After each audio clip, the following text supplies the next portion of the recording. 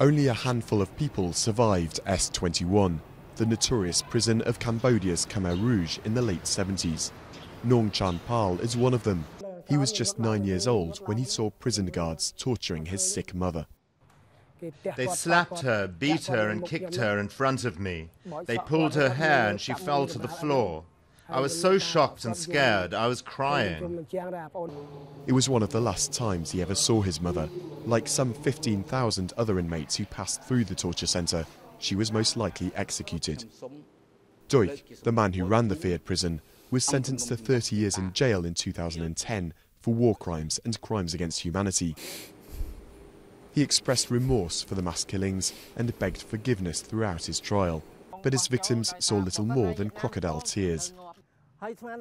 Don't think that a few teardrops from Duch can wash away all the tears of the millions of people who died at that time.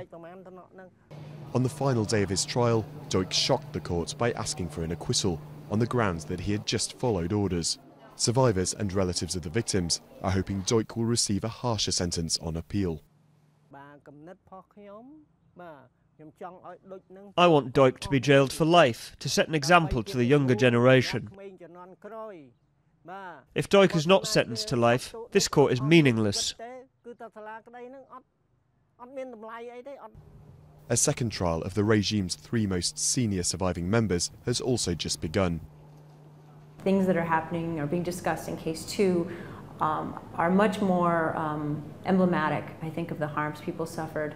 But case 2 is even more complex than the first, and many fear that the 3 elderly defendants on trial for the deaths of up to 2 million people won't live long enough to see a verdict of their own.